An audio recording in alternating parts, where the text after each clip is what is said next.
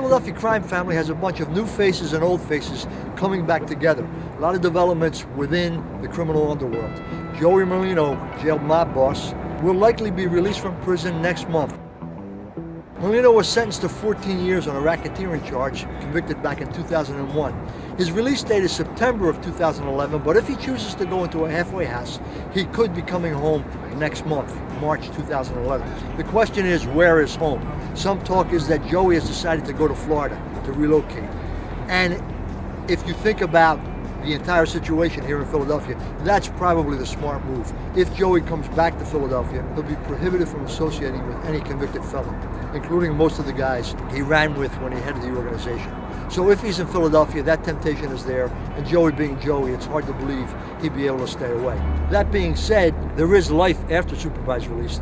Two other members of the Merlino organization, Stevie Mazzone and John Ciancaglini, have just come off supervised release, meaning that they can now move about and associate with whoever they want to associate with.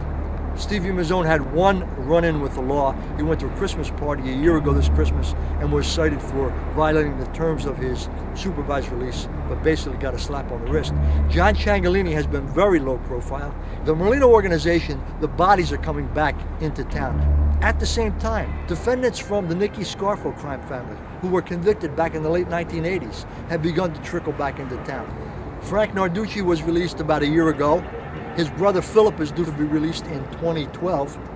Charlie Ionisi, an old-time wise guy from back in the day, has a release date this year. In fact, some say he's already out of prison.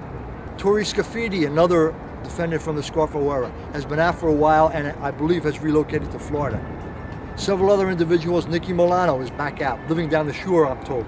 The one individual we won't see from that era is Nicodemo Little Nicky Scarfo, the notorious mob boss who headed the crime family in the 1980s. Scarfo was sentenced to consecutive 14 and 55-year sentences.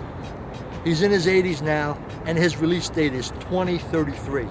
So unless he lives to be 100, it's unlikely that we'll ever see Little Nicky walking the streets of South Philadelphia again. That being said, a lot of the old guys from the old gang are coming back, and it remains to be seen whether they put the old gang back together.